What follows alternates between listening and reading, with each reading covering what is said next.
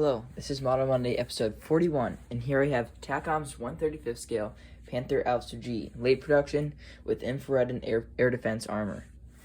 This is a full interior kit, so it's got hundreds if not thousands of parts and lots of detail. So, first, starting off with the box. It's fairly large. On the side, you can see a few of the different marking options. I believe it comes with 7. Then you also get to see a glimpse of what the interior will look like if it's built up like this. Not a lot of white, although I do believe you can paint the part of the turret the cream white color that they did towards the beginning of the war. Anyway, it features very nice detail throughout the transmission, crew compartment, engine compartment with the radiators, and even lots of different shells. Here's an overview of all the parts included in the kit. There's a ton of them. So, without further ado, let's start right into it. So, here we have some of the larger portions of the hull. The detail is excellent. 2 of the turret mantlets. I believe there's 3 others. So this one has the chin, like some of the later Gs did, to prevent the shot trap. There's a bunch of them with different types of gun sights and machine guns and whatnot. Very nice detail on those. The upper hull is molded as pretty much just one piece with detail on the inside and outside.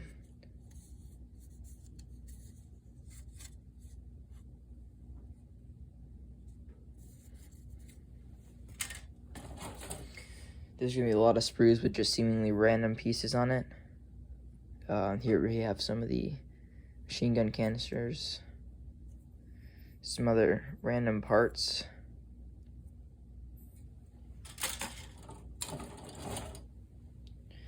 Here we've got 2 of the same sprue. I believe these are the, suspension, swing arms, drive sprocket, return roller,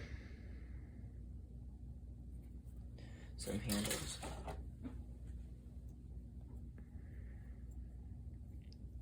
Gun cleaning rod thing. Bunch of different little handles. Few tools.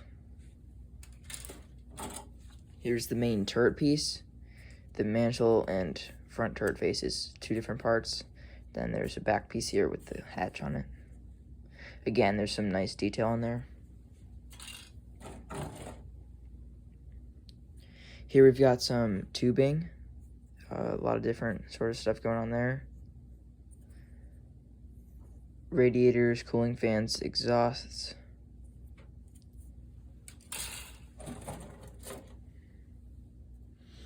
Here we've got parts for the turret basket. Some nice texture on there. Gun breech right here.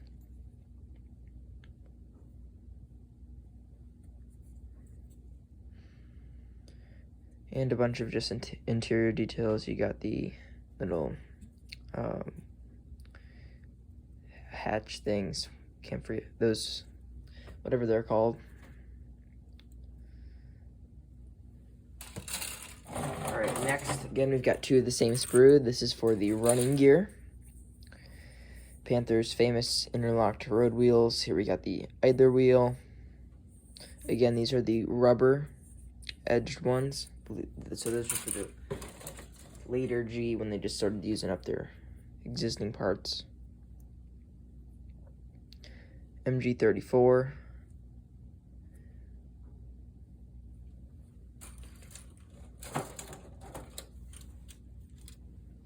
Here we got some of the parts for the turret face, inside of the mantle, commander's cupola,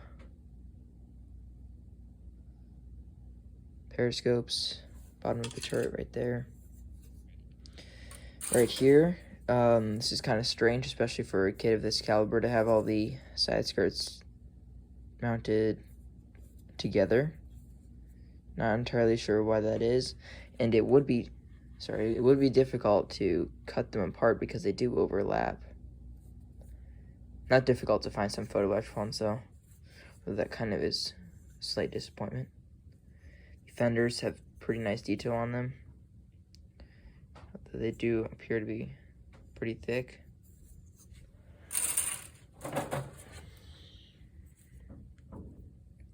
This sprue has a lot of the tools on it.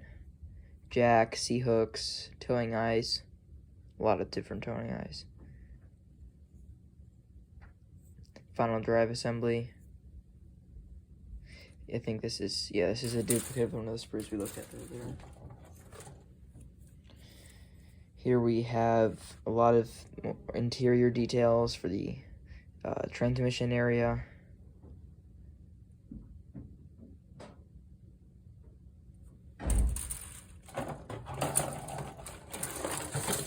We've got a lot of different shells, so I believe half of these are the same as each other. Though if you do look closely, some of them have different tips. I'm assuming for armor piercing, high explosive. Yeah, so this has a different tip than this. So you get a different variety of those. And it does come with decals for each individual shell. As for the tracks, these are a link in length, although you do have to put on the guide horns. It's not a huge task for this kit because it does come with the things you can just glue onto each track on here. And it does also feature these. Not sure why it comes with 4, but just the way it is. These track guides, so you can just put it along here and have your suspension glued separately.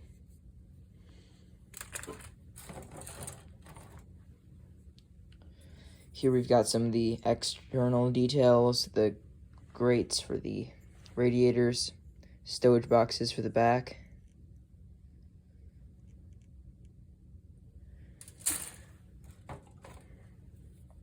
The 3 other gun mantlets I was talking about. This one's pretty strange. Haven't seen that type before. And these 2 just with the different types of gun sights. And then again, you got the different turret face and the rear of the turret. Here we've got the muzzle of the gun. There's the actual barrel. 2 other MG34s. Mount for it. Some other smaller pieces.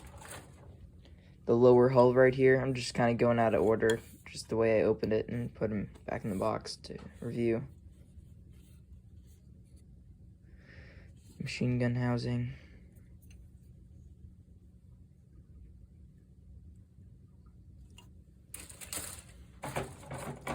Here are those things for the tracks I was talking about. You just glue this onto the entire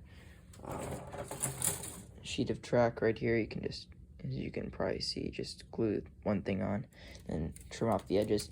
Get a few screws of those, 4 I believe. Some of the engine and transmission pieces. Not entirely sure what this is.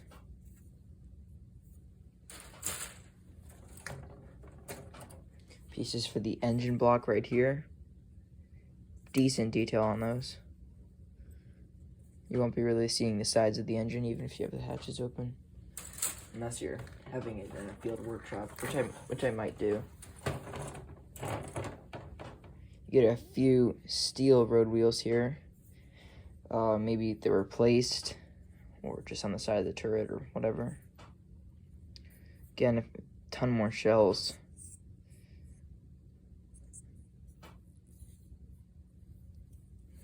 Rear plate.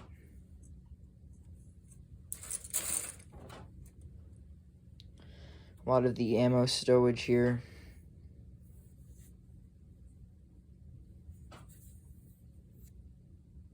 Part of the turret basket. Some of the turret details. And the final sprue features the drive sprockets and just little caps here. Alright, this kit also comes with a few different accessories. These towing cables, some photo etch for the grills, and I believe these are the armor for the air defense armor. You also get this tube for some sort of something inside the tank. Not entirely sure what that's for. Okay. And as for the instructions,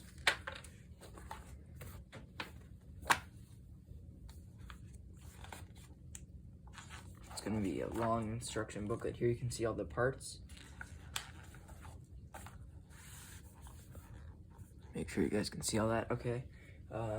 Usual for, I guess, these sort of interior kits, adding details to the part of the lower hull, adding transmission, engine, all that stuff. The details on the hull floor. Swing arms, road wheels. You get to use that jig for the road wheels. Finally adding seats, other radios, smaller details. Rear plate, transmission, drive arm, I believe that's called. A few of the shells, ready rack. Details for the engine compartment. All the different shells. Tracks. Oh, it's a mess. All these tracks on here, you get to use that jig again. Engine, pretty straightforward. Not a whole lot going on. Mounting the engine and a few of the remaining details. Adding the shells and metal over the tracks. Radiators. Finally, moving on to external details, you got the back plate details, all those stowage boxes, all that stuff.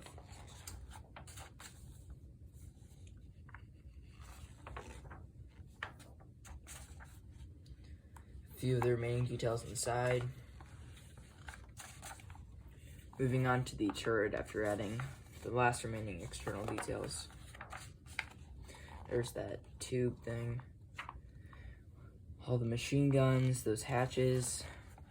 Now we're moving on to the turret and the turret basket.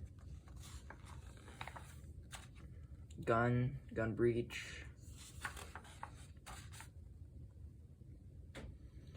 Adding all that. And attaching the turret and the turret ring.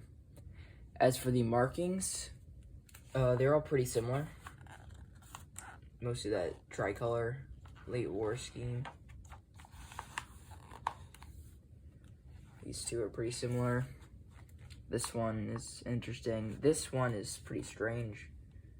Almost as if they ran out of the main color, the jungle gelt. And the last one is similar to the others.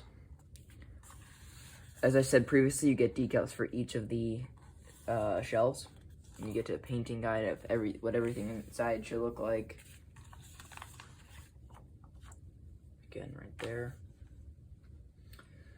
Yeah, so the turret interior can also be painted that white color. There's the engine, and that is it. As for the decals in this kit, they're surprisingly not as low. For the shells, you get 2 decals per shell. Can't really see the white ones right there. And then all the different crosses and turret numbers. Okay, that is pretty much it for this kit. Lots and lots of different details. Tons of parts. I'm not entirely sure what the total part count is. Yeah, you just see here, there's a lot of different details for it. Lincoln length tracks, photo etch, 7 types of markings, and you can have all the hatches open, as you'd expect. Alright, so I should resume regular videos sometime soon. I'm editing the final video for the Yag Tiger. I also have another project I recently finished that I should have a video on.